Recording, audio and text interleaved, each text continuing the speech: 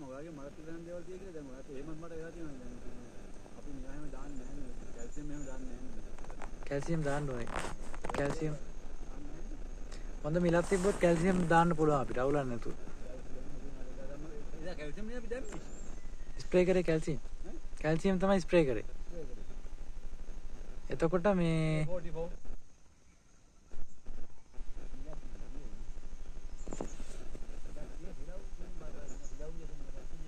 රිලව් කියන්නේ මේ අරහේ අනුරාධපුර පැත්තේ දාගෙන හදනවලු යාල කන්නට කියලා ආරංචියක් ආවා. දැන් එයාලගෙත් හැදෙනවලු අනුරාධපුර පැත්තේ. දන්නේ නැහැ හරියට මට කෙනෙක් කිව්වේ අනුරාධපුරේ රාජාංගනේ මෙහි කොහෙද කම්බුත්තේගම දැන් මේක හැදෙනවා කියනවාද හදනවා කියනවාද දැන් පෙළ දානවා උන්ට වැස්ස අඩුල්න මේ කාලේ ගෝවිතැන් කරන්න නැල්ලු එතකොට. හැබැයි මේ අරයනම් කිව්වා තඹුත්තේගම අංකල් නම් කිව්වා මේ අවුලක් නැහැ යාළගේ ජූලි වගේ වෙනවා කියලා. ජූලි ඔව් ගොයන් කැපෙනකොට.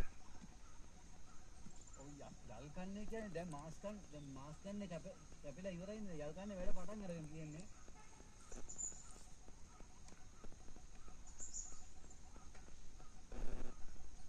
අර පොඩ කපා කරනවද අමුත් ඒකම ඌ උත්සව නෑ ෆෝන් එක. මොකද 500 යනවනේ 600යි නේ. ඒ ඉතින් ඇතිනේ අපිට ඉතින් දැම්ම ඔය ගැන බලාපොරොත්තුවක් වෙන්න බෑනේ. අපේ කැඩනකොට තව යයිනේ සෙනෙන් දවස. කොහමද දෙසැම්බර් වෙනකම් කැඩෙන හින්දා එහෙම මේ මිලක් අහුවේ.